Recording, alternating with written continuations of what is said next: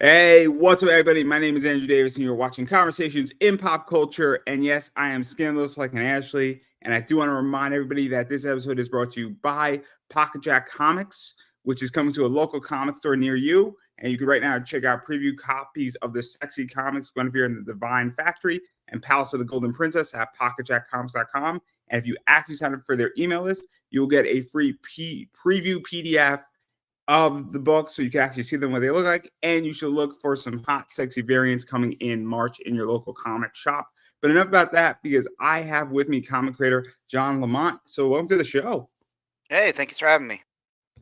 Yeah, no, I am very excited because obviously Preston has spoken about you and Preston's been on the show. Obviously, Preston's a sponsor of this show, and I very much appreciate everything Preston has done for me. And I know that Preston has helped you with your book, and you are fully funded with your latest Kickstarter, Spirit of the Dragon issue 4. And a lot's going on with that story. But before we dive too deep into that and maybe a little bit of Kickstarter, I am curious, what is the basic premise of this book for those who are hearing about it for the first time? Basic premise is about a orphan teenager who is recruited by United States Army intelligence to investigate a secret Nazi weapon facility in the basement of a high school. Yeah, no, see, this is why I like this book because what I really enjoy about your book, and obviously I've looked at a bunch of Kickstarters, I've paid attention to it, is that we have this premise of a character going into a high school and obviously dealing with high school drama, dealing with military drama, figuring out why weapons there, and then also kind of figuring out what's going on here. And it's so interesting that you have combined a bunch of things that should not be combined together into it, and you get a little bit of everything in your comic. Yeah, I was kind of going more for a action spy thriller thing, and the other kind of pieces just kind of fit together with the story that I wanted to tell. Um, it is kind of an off the wall concept, and I kind of like that stuff. So yeah, it's a fun little story. People seem to enjoy it. So to even go further into it, because obviously there is that spy sort of mystery of why that weapon is there being developed. There is sort of a cat and mouse element to it as well, and it's very much an intelligence game in certain aspects. And I like the fact though that there is a bunch of sexiness to this too, which is nice. And that's what I like about it in many ways, as well as that we're not just getting a noir spy thriller, we're kind of getting, a 21st century book here. And I kind of equated to, Argo and or Agent Argyle to some degree. It kind of gives off that vibe. And I just saw that movie and I'm looking at your book and I'm like, man, this is kind of in that vein a little bit. Awesome. So obviously, I mean, there's that in there, and I don't want to ruin too much because obviously, if I start diving into your book, I'm going to start ruining stuff. But I do want to talk a little bit about some of the stuff behind your book, where because and I kind of tip my hat off a little bit, but what I really find interesting is that I don't feel like you're shoving down a harem fantasy down my throat, even though it's in a high school where it's got some military elements to it, but there also is that sexiness to it. And what is that like to figure out the balance? Because one of my biggest pet peeves in comics right now is that it's almost just TNA completely, and there's no substance, there's no story. And I felt that you have a nice balance where we get some of that in there, but we also have a pretty solid story in what you're doing and what you're telling, but it's fun. And I don't know if that makes any sense because I think you're a good example of how to do it correctly. Um, yeah, well, I mean, to avoid the harem aspect, there really are no male characters in the story. There's a few side characters, but in a harem anime or manga, usually the main character is a male who's surrounded by all these gorgeous women that are in love with him, and he can't decide which one he wants to be or be with rather. Whereas this, the focus of the story is really on the personal journey of our protagonist, Julia. She's trying to navigate a world, um, it's that is kind of unfriendly to her, while at the same time trying to uncover secrets as to, you know, why her father was killed. And then of course we have the villains who, um even though, yes, it's a Nazi weapon factory in the basement of a high school, the main characters really aren't Nazis, and they don't really even like Nazis, but they're kind of like, they've made a deal with the devil and now they're kind of stuck with it. So I tried to lean into that to make it more of an interesting character dynamic from the villain side as well. Um, and that, and then of course it's, for any good story, conflict based story, you need to have the primary objectives of your main characters be in conflict with each other, and that's kind of where you come up with good conflict from. So that's kind of where I was going with that, where I didn't want it to simply be all about, ideologies, but focus more on the journey and the objectives of each character and what it is that they're trying to accomplish. Yeah, because I think, and this even goes further, and it's kind of, I'm going to semi-repeat what you just said, but also I think add to it is that I think a lot of writers also don't understand their characters sometimes, and they don't understand necessarily, hey, my character needs to go through an evolution arc. Because I read a lot of comics, and then by issue three, I'm like, this character is exhausted. And from what I've seen in the sample pages and a bunch of other stuff, I feel like these characters are evolving, and this main character is not only semi reliving high school, but also navigating a very complicated social circle, military circle. People know a bunch of other things going on, and we get an evolution kind of with this. And I think you have a battle plan. I think you actually, for lack of a better word, have a Bible for all your characters. And I think it's a real problem where I just feel like in comics, people don't know how to tell good stories anymore for the most part. And it's a real deficit. And I don't know how you feel, but I feel like you kind of have a grasp of, hey, we need to be here in issue four. We need to be here by issue six. By issue eight, we need to be over here. And then by issue 12, we need to be on the other side of the world. And you kind of have an idea how to get there. Yeah, I had the main outline of the story already conceived, beginning, middle, and end before I even started. Before I even hired my artist, I knew exactly where I wanted to go with this story. Um, I really sometimes in long form stories, comics, TV shows, um, you get in the projects get a little bigger than what. Uh, Put it another way, sometimes stories go wander aimlessly in search of a plot. That's the term that I use for it. Where it's like they have characters and they have a deadline where we have to get this issue or this episode shot, but we don't know what we want to do with anybody, so just make something up. And I really wanted to make sure that before I started this process, that I knew exactly where I was going. So, yeah, that if it feels that way, that's intentional because I had pretty much planned that from the beginning. So to even jump off of that and actually even go further into the behind the scenes stuff, I also feel, and feel free to challenge me on this, is that since you have an idea of where you're going and you're not aimlessly wondering or shooting in the dark for what's going to work, that also probably helps in you developing and building out a Kickstarter page and what you're going to do for variants and a bunch of other things that play into this, who you're going to hire for a variant cover, who you're going to use, if you're going to do anything special for the book. Because once you have an idea saying, cool, in issue three, we got this new villain, maybe she should have a variant cover.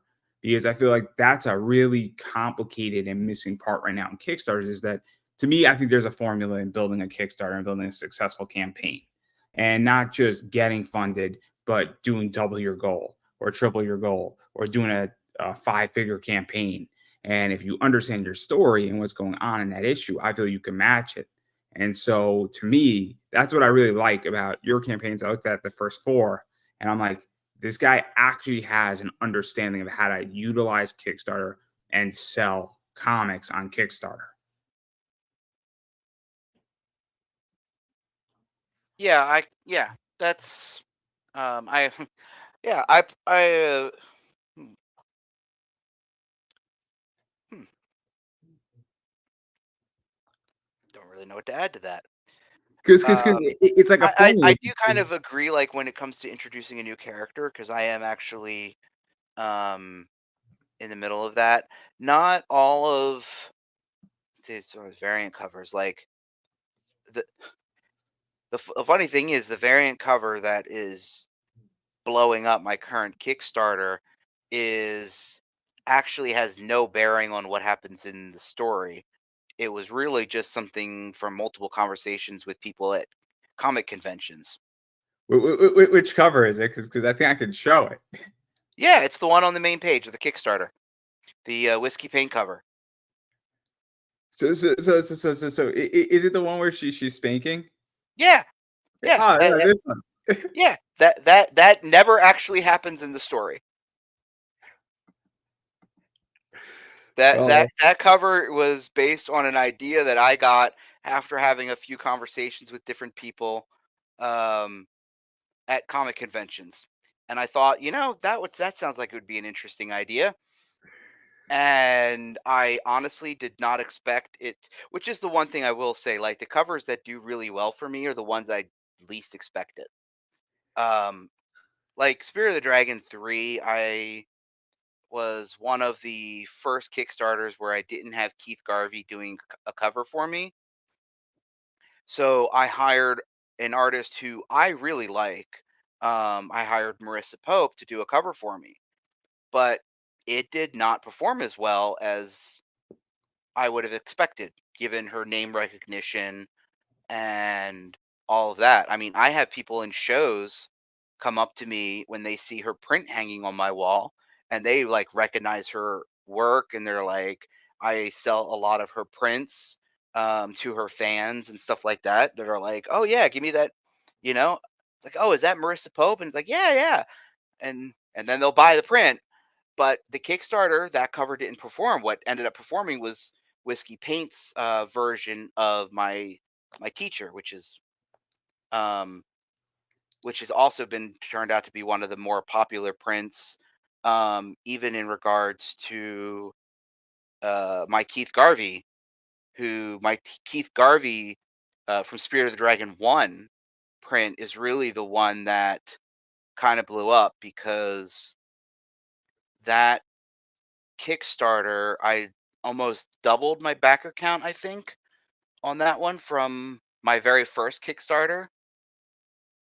And it was largely because of that cover. And as a limited edition 100 print run, I sold 88 of them in that one Kickstarter. And let's actually talk about this because this is really interesting. And so I'm a strong believer, and obviously I sell comic books on eBay. And what I like to do is I want to buy merch that works well with each other.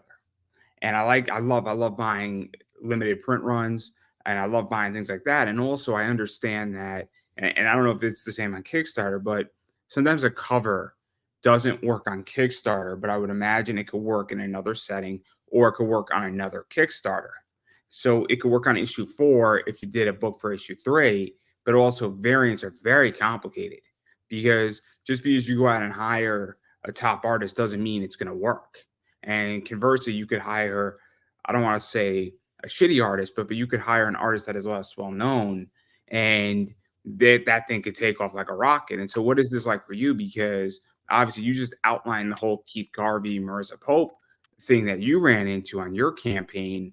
And I would imagine that you're great that something else is doing great on that campaign, but you're like, I thought the Mercer Pope thing was going to work. And then you outlaid money and it could be very stressful, I would imagine. yeah, I mean, especially with It's tricky finding a balance between something that is consistently reliably that will reliably perform that that'll perform reliably well. Um, One artist who I've had a great amount of success with, she goes by the name Emerald Weapon, and I've been using her a lot more recently. And the reason why I like her, yes, that's this one. Um, she is very affordable and she sells really, really well. And she strikes that balance between affordability and performance, return on investment. So I know that I can pay $250 for a cover for her, and I'll make twice that on sales of her book just during my 3-week Kickstarter. Yeah, no, this is really interesting because I think this is something that people forget, that running a Kickstarter is running a business, Oh and yeah. you have to know your numbers. I know my base cost on my books that I buy from my eBay store, and I know exactly when somebody makes me an offer on eBay, and I'm not saying eBay and Kickstarter are the same, but they're same in certain aspects. But you have to know what you can afford, what you can't afford, and how long something is going to take to recoup. And I think that that's a real skill. I really think it's a real skill to know that, hey, if I pick up this artist, I know I'm going to do all right and I'm not going to be broke. And it's so I don't know complicated. if it's skill or just trial and error, because really for me, it's been largely trial and error. I mean, in Spirit of the Dragon issue 1, I paid $900 for an RB White cover that literally crashed and burned. And I kind of expected with his name recognition that it would do better. Marissa Pope, her cover after it's colored and everything runs about 600. Now I will make back my money on Marissa Pope eventually. Um, I actually have, and it's not going to be a super secret, but I actually had some books sent off to be signed and graded by her. So I'm looking forward to getting those back. I think they're going to do well for me as well. Um, but as I said, like it is kind of a trial and error, and I never expected Emerald Weapon to turn out to be as good as she was, but my backers seem to really like her. Um, and I'm like, I want to give my customers what they want, and if they tell me and if they consistently buy a particular artist and the artist is available, I'm going to keep working with them. That's one of the problems with Keith Garvey. He's just gotten so busy lately that when I started out, I was fortunate that I was like having him do, a cover. So I do 3 Kickstarters a year, and he had a cover in my first 5 Kickstarters. So, I mean, I was able to get 2 to 3 covers from him a year. Now I'm lucky if I can get 1. So let me ask you about that, because I think I was Keith Garvey's first interview, and I've been meaning to circle back, but he's just a busy man. Oh yeah, tell me about it. He's great. He's the I, I nicest would dude. I would love to have a Keith Garvey in every single one of my Kickstarters. I would probably be making 20% higher than I do right now. I've even had one of my backers tell me that, it's like next time you have a Keith Garvey, let me know. And So it's so like, so oh, thanks, buddy. let's actually talk about this, because I have mixed feelings on this. Where I think it's good to sit people on your bench, right? I view perhaps variance as a sports team, where sometimes it's good to sit out Keith Garvey for a Kickstarter. And I understand that if your sales are up 20%, it's hard to do that. But every once in a while, it's like, cool, we're going to bring in a fresh new crop of kids. And cool, now it becomes an oddity. And I mean, and maybe it's good to mix up artists every once in a while, but at the same time, if your customers say, look, I just want Keith Garvey and I love Keith Garvey and I'm coming here because I like your book, but I'm a Keith Garvey collector. I'm a Sun Kumanaki collector. I'm an Ebas collector, and that's where I feel that this gets tricky. And I'm curious what you think, because I know people who don't read anything on Kickstarter, but all they do is collect an artist. And so if Right. Keith Garvey's on a campaign, don't give a damn about the campaign. No offense to your book, but I just want the Keith Garvey. Or Whiskey Paint might be the same way to some degree, where I like Whiskey Paint. So I might back somebody's book because Whiskey Paint's on that book, and then I might read the book later on, but you got me in the door. And so Right. in my opinion, it creates a very complicated position, because when you don't have Keith Garvey, then that person's saying, maybe they'll come back, maybe they won't. And now you're in what I think is called a variant trap. And I think it's a problem.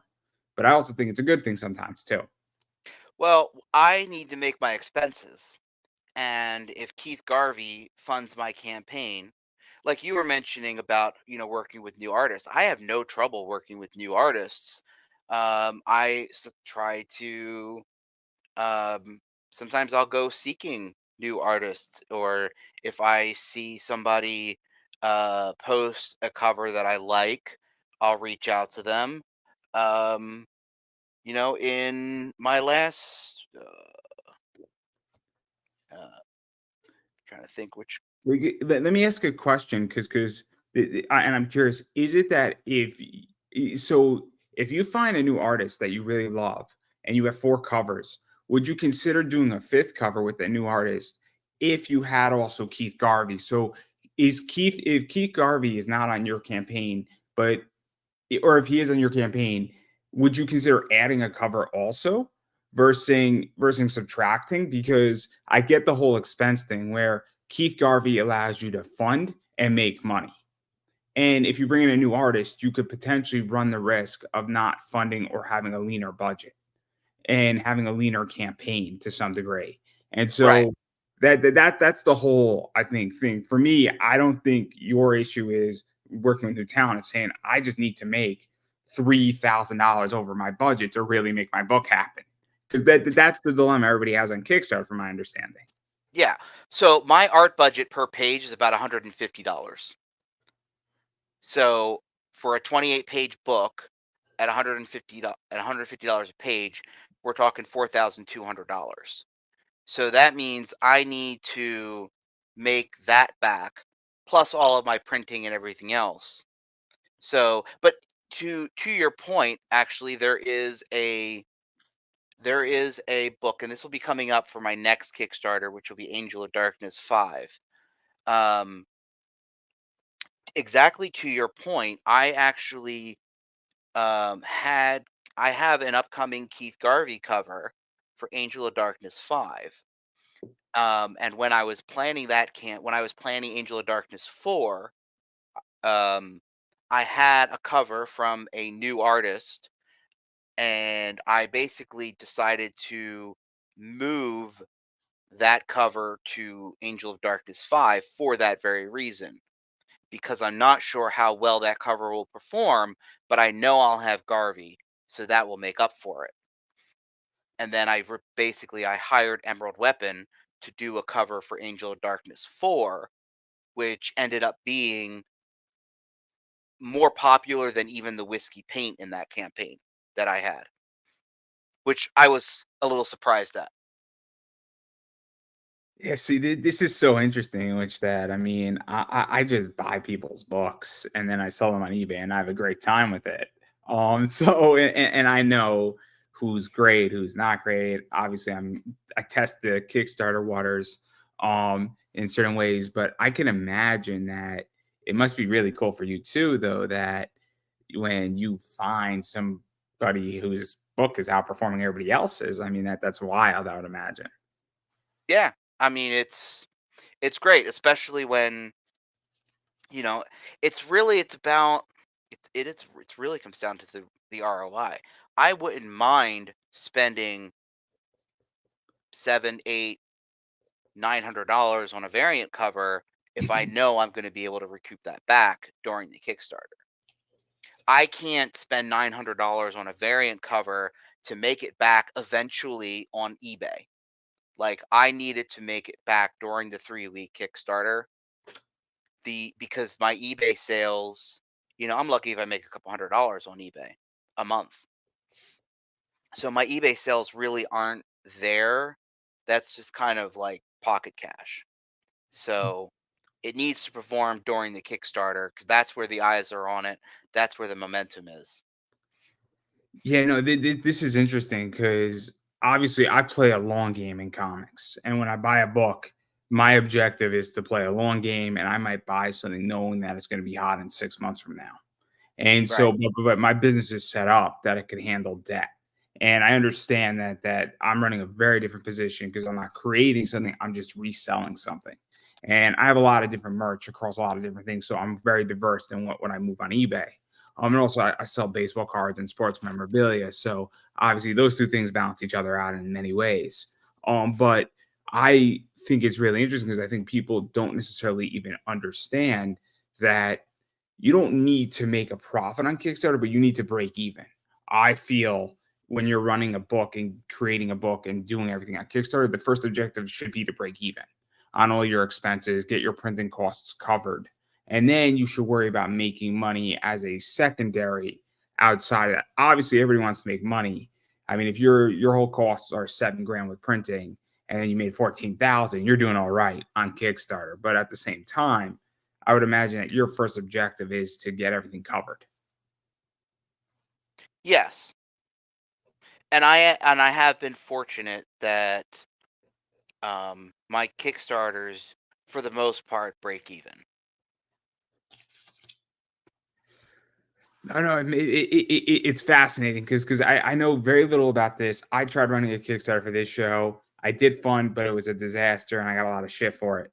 And people hated that idea, but obviously, I have a very different perspective of running a Kickstarter and what that looks like after running one than doing it before.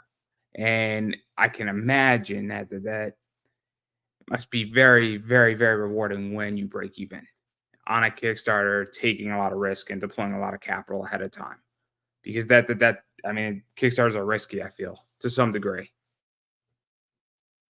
It is, and it's a risk that gets more troublesome, um, more risky when there's so many people out there that they want um, they want to make a quick buck, and maybe they have an idea for a comic, or they have, and it could be a good idea. So they run a Kickstarter and they make a bunch of money, and then they get this money to go and start their project, and then they realize this is hard, and now they have all this money, and yet they're not able to fulfill their campaign. And now all of those backers are like, well, why should I risk my funds with somebody else, um, with another new person, when that could be they could run into the same problem, So and let's actually talk about that. Sorry for cutting you up, but obviously I've been burned on Kickstarter. I'm going to make an assumption, and feel free to tell me I'm wrong. But I'm sure you've been burned on Kickstarter too. I don't think anybody who's been doing this as a backer long enough hasn't had one bad experience on Kickstarter. And I can tell you that the first time I got burned, it was my first time actually using Kickstarter, and I didn't come back to Kickstarter for 18 months. And this was almost 5, 6 years ago. And then it took me a while to come back. It took me about 2 years to come back. And so I find that to be a real issue because right now I have about 4 or 5 projects that I've been somewhat burned on. And it definitely makes me stop, especially with new creators and even with old creators to some degree. It says, I feel as just a backer, I need to stop. And then when I'm interviewing people, I mean, as an interviewer, I look at people's track record now, and I have to because I've interviewed people who screwed their backers, and it's very complicated. And then furthermore, there's a lot of projects out there that are really good, and there's a lot of things, and it is massively competitive. I feel right now, and I'm curious how you feel about both those things because I feel that the whole thing has shifted massively, and we are in no man's land to some degree. Kickstarter is a very competitive space. Absolutely, especially in indie comics. There is a lot of that, and there are some people who can do really, really well with it. And but a lot of times those are the guys that they've been doing it for years and they've built up a reputation. Um, and yeah, and it does become tricky because even because like one campaign, and I was like, talk about being burned. I've also had to take a step back. Like I'm very, very selective now about Kickstarters that I back. Um, largely part of it's money. I mean, I just don't have as much disposable income as I'd used to. But a lot of it too is like there's one Kickstarter that I backed was for a trade paperback. He had released every issue prior to the trade paperback. Um, I got the PDF of the trade paperback, but the trade paperback never delivered. And you could go on the campaign page right now. It's been over for about a year, I think. Um, and yeah, it's radio silence. And a lot of other people are in the same boat. It's like, hey, I got the PDF. Where's the book? So and like you said, even somebody that's fulfilled previous campaigns, they can still all of a sudden just drop off the face of the planet. I mean, one of my biggest pet peeves is that, and I haven't heard any creator ever say this, where obviously people and books get late all the time. I'm right now, something was supposed to be delivered to me from somebody in September. We are probably looking at April or May. So talking 8 months late, give or take.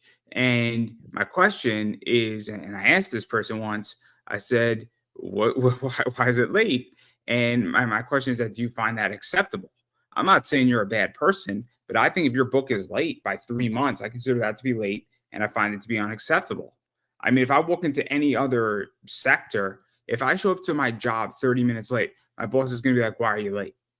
It's unacceptable, let alone, and I understand that things happen in comics, and I'm not trying, it doesn't mean you're a bad person, it doesn't mean you're a bad person, but the first words that should come out of every creator, if they're more than 3 months late, is that this is unacceptable. I apologize. Because it is unacceptable, in my opinion, if you're 3 months late when you're supposed to deliver your book to me. I mean, that doesn't mean that you should have to refund me my money. That just means that those words need to come out. And I think it's a big problem in comics is that I think there's a lack of responsibility to some degree right now in the industry. But I digress. I mean, I don't know how you feel because I think you deliver relatively on time from what I've seen on your campaigns and the comments. And I think it is an art and an understanding that if I give you my money, you have a responsibility to deliver the product to me within a reasonable amount of time. Yeah, my goal is to fulfill my Kickstarters in 90 days or less. Uh, Realistically, it's closer to 60 days, but 90 days is the window I give myself. I feel like um, that is a reasonable time frame, at least for me. I pay because again, I pay for the artwork out of pocket. My book is literally ready to go to print, and the only thing I need to know is how many books to print. That's it, and that's what I'm waiting for. That actually makes a lot of sense. That's how it should be done. Yeah. But I understand that not everybody can do that. No, not everybody can, and I know that and then there's some people that'll go out and they'll be like, "Oh, that's not what crowdfunding is supposed to be about." And it's like, yeah, but to me, like if I want to build a reputation, my business model, my reputation is based on, quick fulfillment, especially if I want to do multiple campaigns a year. I can't take somebody's money. Now, technically, and I don't know how some people do it, um, but technically, you're not supposed to launch a campaign before the next one's fulfilled. and Kickstarter's not supposed to approve campaigns before a previous campaign is fulfilled, but I have backed campaigns where the it's not even over. Well, it's over. Like the campaign ends and they're immediately shilling their next Kickstarter. It's like I haven't even gotten the books from the one I backed, and you want Let's me? just name who they are. There's 6 of them. There's 6 of them. We all know the 6, and there's nothing wrong with the 2 of them is Pat Chan runs a lot and Merc Mag runs a lot in this fashion. And I'm not saying anything good or bad. They just do that practice. And then there's Yeah. other people who also do that Now, practice too. and I know that, and these people, um, they'll fulfill eventually. So I understand that they have a business.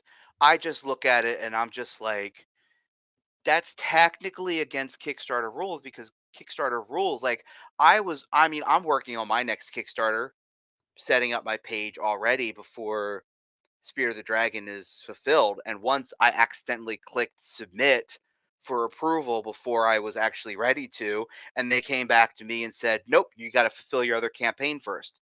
And I'm like, if I'm being told that to Kickstarter, I don't understand how these other people are able to I could submit. answer I your mean, question. unless they have multiple. That's the only thing I can figure, is that they must have multiple. It's one Uh, of 2 things. It's one of 2 things. It's either they have multiple accounts and 2 separate business accounts, or they're bringing in so much money for Kickstarter that Kickstarter has basically said it's pay to play. It's one of those 2 things because if that's very possible, because yes, we are talking about campaigns that make 20 to 30 plus $1,000, like way bigger than, I think the one was like a 60 or 70,000. I forget. It was crazy. Um Pat Chan did what Steamy or Cheeky, and that thing did 100,000. Merc Mag does 50 to 70,000 sometimes. So if Kickstarter is getting 10% at 50,000, they're like, go right ahead. We trust you, and if we're gonna make 7 grand off you every time you want to run one of these, guys, just run one every week. And after it gets Kickstarter, and obviously those places have big operations, and I do agree that they will fulfill. And this is not yeah. shitting on them at all, but it definitely raises a question: is that if because the question it raises is that if I did $1 million every time I did a campaign, how much of the rules would Kickstarter allow me to bend? And that's dangerous when you start entering companies that bend rules in that fashion, because that's when things go off the rails, in my opinion. Yeah, Um, I'm not a particular fan of the. how far the dollar decides how Yeah. far you want to go. Yeah, and I wasn't referring to. I don't. I know who Pat Shand is. I don't know who the other creators you mentioned, and I wasn't referring to them specifically. I don't think I've ever backed anything by Pat Shand before. I do keep an eye on some of his Kickstarters, because when I first, he was actually kind of, I wouldn't say an inspiration, but like, um, one of his campaigns kind of. How do we put this? Okay, so his campaign kind of changed how I approach Kickstarters, because you've seen Preston's books, and his books are gorgeous, and he spends top tier dollars to get top tier artwork, and it looks like, I mean, you can tell what he's putting into it. And then, and no offense to Mr. Shand, you look at Pat Shand's books and they're okay. So like, if you were to look page for page, compare one of Preston's books to one of Pat Shand's books, and then you look at how much one of Preston's Kickstarters does and one of Pat Shand's Kickstarters does, there's you'd have to be like, what in the Twilight Zone is going on here? And one of the things that I recognize, which is also why I've kind of changed how I approach Kickstarter, was largely, um, for backer counts. And that's where I feel like that's where the key is for a successful Kickstarter.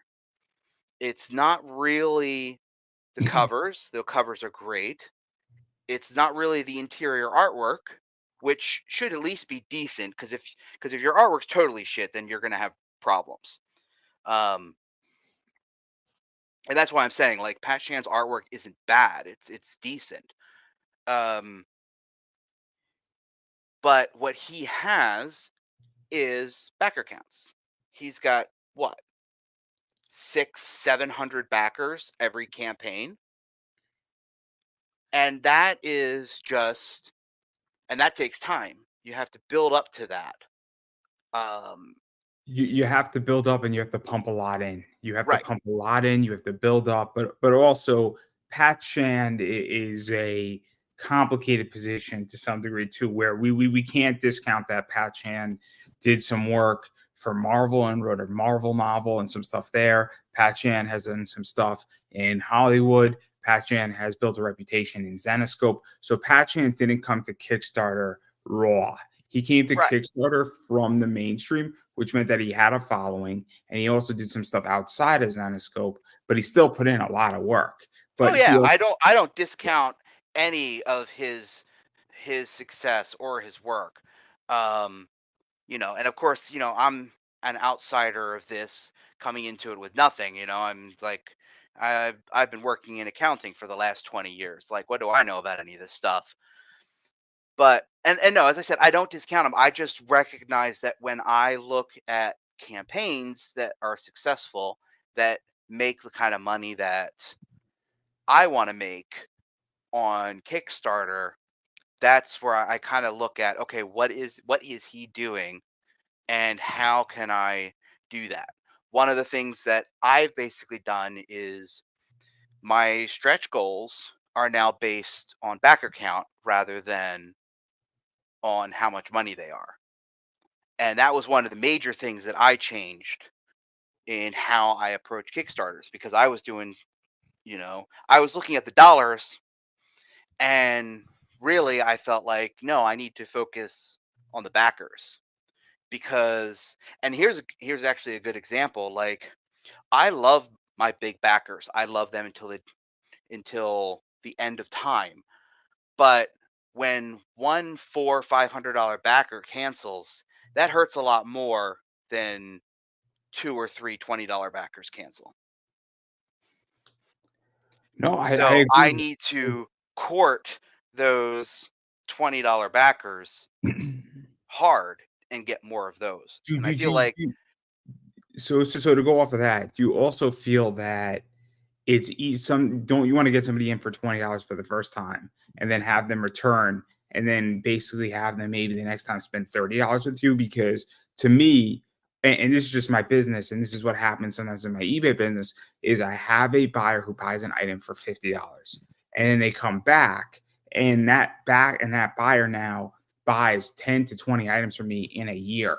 So they might just have spent a grand because they had such a positive experience, but they're only buying a $40 or $50 item each time. But the value of that buyer, or in Kickstarter's case, that backer, is worth a lot more. If you're running 3 campaigns and they come back to each of them and they came in at $20 and then they go to 25, 30, all of a sudden that backer could get up to being a $60 backer every oh, single time. absolutely. And that to me could be worth way more than a $500 one-time backer, or because the growth of that backer and the value of that backer is increasing. Yes. Yeah. I mean, like, for example, I have, so people that like this whiskey paint, my whiskey paint spanking cover. I have multiple tiers priced at different price points for that. One of the tiers, you get the book with a metal cover, and you get the book, a metal trading card of it, and that's bundled together. I think it's like $80 for that tier. And people that like this cover and they want the collectibles that go along with it will back that tier, and then they may not come back because they just like that cover. But yes, like you're saying, trying to build the middle while still providing the value for those high end backers that are willing to spend the extra money. Um, it's why I offer bonus stretch goals for my higher backers as kind of an extra thank you. They'll get something extra special for backing at that higher dollar amount. But it's still that middle ground, which is like the 25 to $100 range, that I really want to try to focus on building. No, it makes sense. It makes sense. Obviously, in my eBay business, and I just equate it back to this, is that I have a medium uh, average buyer price. That doesn't mean it doesn't change or it doesn't go, and I'm trying to aim at a certain price point and a certain demographic where I have a specific income bracket that I'm targeting. And I know it sounds weird, but I'm looking for somebody who's making about 80 to 100,000 a year, either in a household or in their job, and maybe 70,000 we can make an argue, but somebody who is sort of upper middle class is my average consumer. And I think that it's very interesting because I don't think $25 on Kickstarter as an average is that expensive. And obviously, I think that that's what people have to learn how to run in business, is that who is your average customer? What do they look like? What do they do? What is their income? What is their job? How much money do they make? I mean, all of these questions don't get asked on Kickstarter because I think once you have that, you can have a really good idea of how to sell your book to people. But that's what I think. But maybe I'm wrong. I don't know. I don't know. I hadn't really quite thought of going into that much detail into the statistics of my backers. Um, It's a pet peeve of mine. It's like a hobby for me. So maybe I'm a little wired differently than everybody else. I like that data, so that's just me. But I know my business really really well. Like I really enjoy looking at the year sales and the graph in my eBay business. Like it just intrigues me extensively. But I'm a little wired differently than everybody else. nothing wrong with that. But I do want to talk about this cover here, which I think is interesting, to say the That that least. that that is the main cover actually for Spirit of the Dragon. It is the main retail cover that's done by my interior guys. I like to have my interior guys do the main cover. Um, I feel like it's a nice way for them to show off, and I think they really knocked it out of the park with that one. And then you did something by somebody who I like a lot too, and Joe Pecker, I believe, is how it's said. And then there's this one, um, and it is the flag there, and that, or was that there for Kickstarter reasons? Because I was a little confused because both of if that is there on the cover, it's awesome, and if it's not there, it's awesome too. That is there on the cover. Oh, that's a cool cover because I didn't know, because sometimes people get really creative on censoring images on Kickstarter. So I was a little confused, but If what if is I this? ce- if I censor something, I try to make it obvious so that you know what you're getting. Fair enough, but what is this like? Because obviously Joe Pecker does a lot of great works. He does a lot of fun stuff. I've read the name of his book. He just funded what, like 3 months ago, I think. Yeah, the Brandy Bear campaign. That was how I found him, and I fell in love with his artwork, and I was like, I needed to hire him to do a cover. So I had this idea that I wanted to do. Pride covers seem to do well on Kickstarter, and I was like, well, I'll hire him to do a Pride cover, and give it a shot and see how it goes. And again, talking about things that never actually happened in the book, those two characters never actually get shipped in the book. It was just something that I put together because I was like, hey, let's give this a try. And then even to go in there, and then after this, I'll let you get out of here, but I'll give you a chance to promote yourself. What is that like? Also to have representation in comics, because I think it's a real big issue right now, where there's a way how to do representation correctly. Obviously, I interviewed somebody who is from the LGBTQ community in wrestling last week, and we were talking about this topic in wrestling. And what is that like? Because I think it is nice when you have a cover for everybody and everybody's affiliation, for lack of a better word. And I think it is cool, and I think comics have become more inclusive in a lot of ways. And I think it's fascinating. So I'm just curious on that, because when you throw a pride cover on your campaign, you're now extending your audience in a lot of ways, and I feel like it's a good thing. Um, yeah, that was one. I guess that was also one of those um, ideas that I had based on feedback from conventions, because comic conventions have become much more inclusive lately, and in interactions with different people, um, the artwork that I typically sell tends to draw a very, very narrow uh, attention base. And not that there's anything wrong with it. I mean, who doesn't love beautiful women? So yes, the majority of my customers up until now have been largely cis males, which is fine. That's what I am. So, it works. Um, so yeah, this was kind of an experiment to kind of reach out. Um, I Again, I'm not really doing any, which is something I constantly get. I do get asked a lot, why don't I have any guys?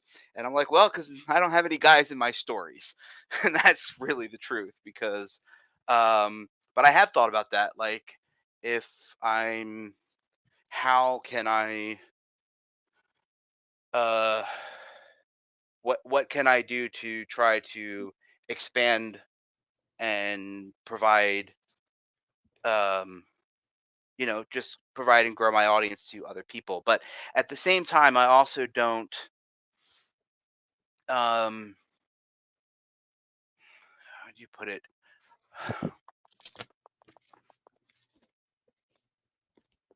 You're not doing it in a way, and maybe this will help, where I don't feel like you're just doing it to make a quick buck.